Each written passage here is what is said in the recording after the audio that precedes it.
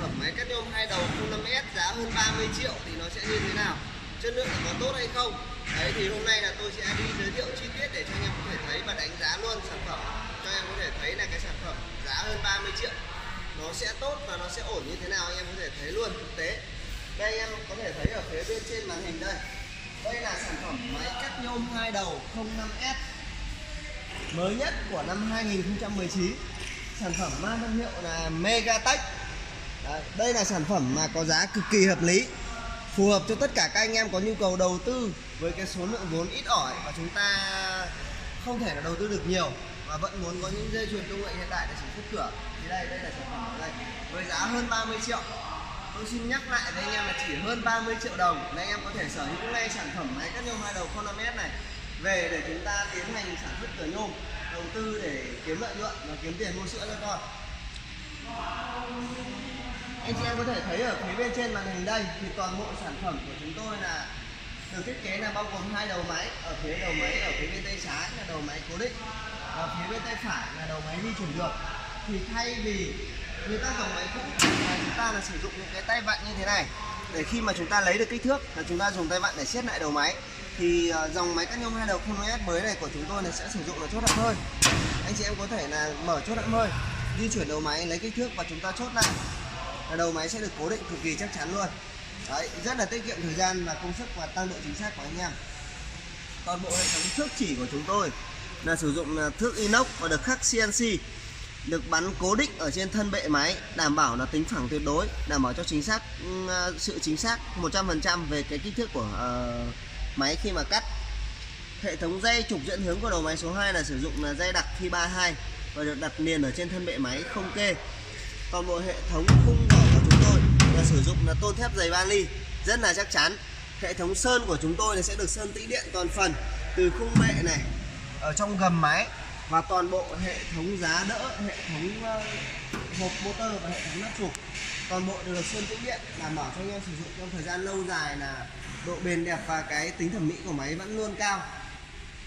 Hệ thống bảng điều khiển của chúng tôi là được sử dụng thiết kế là hệ thống bảng điều khiển rời, chúng ta có thể di chuyển được, đảm bảo cho anh em là có thể hoạt động ở nhiều vị trí. Thiết kế này là thiết kế cải tiến mới nhất và giống như các dòng máy 08, 09 cao cấp. Ở trên bảng điều khiển thì toàn bộ hệ thống điều khiển của chúng tôi được sử dụng là tiếng Trung và tiếng Anh. Anh em có thể nhìn một lần là biết thao tác và biết làm luôn. Đây là nút điều chỉnh của chế độ hoạt động của đầu máy. Chúng ta có thể hoạt động cả hai đầu máy, hoặc riêng đầu máy bên trái hoặc riêng đầu máy bên phải. Đây là đèn báo, đây là nút khởi động motor, đây là nút dừng motor, đây là nút dừng khẩn cấp, đây là nút kẹp piston. Đấy, khi mà chúng ta vặn nút kẹp là piston sẽ được kẹp vào rất là chắc chắn, đảm bảo cho là phôi nhôm được kẹp rất là bền, không bị rung lắc gây ảnh hưởng đến mặt cắt và góc cắt. Đây là nút chuyển góc của đầu máy ở phía bên tay trái. Hiện tại anh chị em có thể thấy ở phía bên đầu máy bên trái là đang là ở góc 90 và chúng ta chỉ cần vặn nút thôi là đầu máy sẽ tự động chuyển về góc 45. Toàn bộ hệ thống chuyển góc là được sử dụng hoàn toàn bằng piston, đảm bảo cho anh em hoạt động rất là êm ái và nhẹ nhàng. Đây là nút điều chuyển góc của đầu máy số 2 và đây là nút cắt. Toàn bộ hệ thống đầu máy số 1 và đầu máy số 2 của chúng tôi là đều sử dụng những vòi phun dầu làm mát thông minh. Đấy, khi mà anh chị cắt là vòi sẽ tự động phun từ vòi vào trong lưỡi cắt, đảm bảo cho là lưỡi cắt luôn bền đẹp và cái mặt cắt và góc cắt chúng ta luôn sáng mịn. Ở cả hai đầu máy chúng tôi đều thiết kế những máng trượt DC thông minh. Khi mà anh chị cắt xong là DC thừa sẽ tự động trượt xuống máng, đảm bảo cho là khi mà lưỡi thu về là không bị co vào trong lưỡi, không bị hút vào trong lưỡi gây hỏng lưỡi, gây gãy me. Tiếp theo tôi sẽ giới thiệu ở phía đằng sau của máy để cho anh em có thể thấy. Thứ nhất là chúng ta có thể thấy đây là hệ thống dây để chứa vòi ống dẫn hơi và dây điện. Toàn bộ hệ thống dây sử dụng là dây nhựa và dây kín, được làm kín để đảm bảo cho là chuột bọ không bao giờ chui vào trong đây cắn gây hỏng ống, hỏng dây điện của chúng ta. Toàn bộ thiết kế ở phía đầu sau, mặt sau của máy là được sử dụng là 3 piston. Đây là piston dùng để chuyển góc của đầu máy. Đây là piston dầu và đây là piston khí dùng để đưa lưỡi cắt ra vào ổn định hơn và điều chỉnh cái tốc độ ra vào của cái lưỡi cắt nó nhanh hay chậm để chúng ta có thể cắt những hệ nhôm dày hay là hệ nhôm mỏng. Thiết kế ở đầu máy số 2 thì cũng sẽ tương tự như đầu máy số 1. đều là 3 piston. Và tiếp theo là tôi sẽ giới thiệu qua hệ thống điện cho anh em có thể thấy. Toàn bộ hệ thống điện được sử dụng là của hãng Shin. Đấy, đây là cục chống đảo pha, đây là át tổng, đây là cầu chì và đây là hai cục khởi động từ. Toàn bộ hệ thống dây điện của chúng tôi sẽ đảm bảo với anh em là sử dụng dây lõi đồng 100%, được bọc cao su và đi ngầm, đảm bảo cho anh em sử dụng trong thời gian lâu dài là không bị rò điện, gây chập và gây ảnh hưởng đến người sử dụng.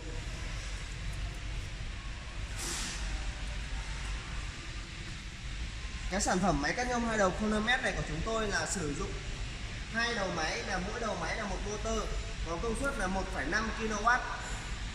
Sử dụng lưỡi cắt là đường kính 405mm của hãng Cogen, công nghệ Nhật Bản. Đối với cặp lưỡi cắt này của chúng tôi thì chúng tôi sẽ bảo hành cho anh em trong thời gian 6 tháng toàn bộ về vấn đề mặt cắt và góc cắt.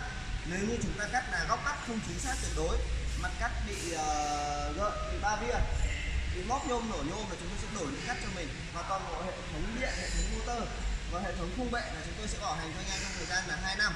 Để anh chị em cứ yên tâm sử dụng. Sau đây là tôi sẽ đi vận hành thử cho anh em có thể thấy.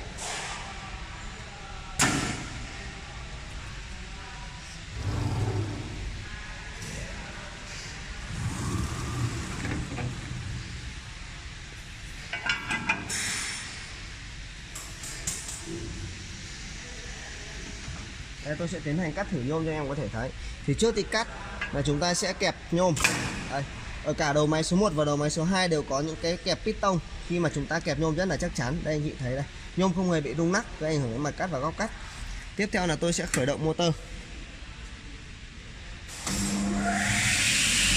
Tiếng motor hoạt động rất là êm ái và bền bỉ.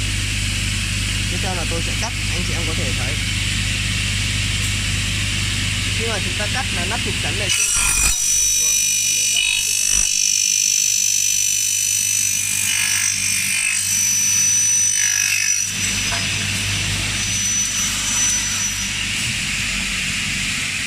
Đây là hệ thống máng trượt DC của đầu máy số 1 này. Khi mà chúng ta cắt là DC sẽ tự động trượt khỏi máng, tránh bị hút lại khi mà lưỡi co về. Và đây là thành phẩm của chúng tôi sau khi cắt thử cho anh em. Đây là nhôm sinh pha Quảng Đông. Anh chị em có thể thấy là mặt cắt rất là sáng mịn. Bề mặt cắt thì là tuyệt đối 100% luôn.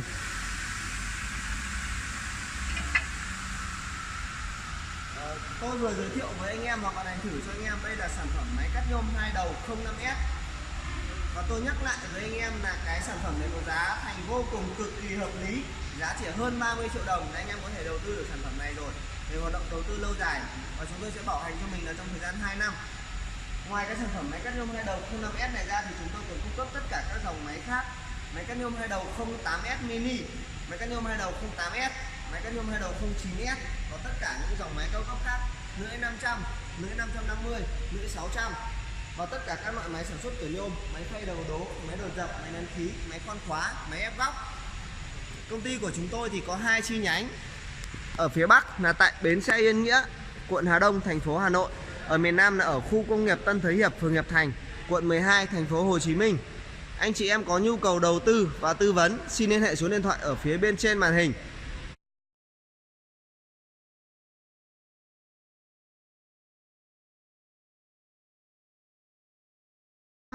Anh chị em nhớ ấn like và đăng ký video để theo dõi thêm nhiều video giới thiệu về máy khác. Xin chân thành cảm ơn anh em.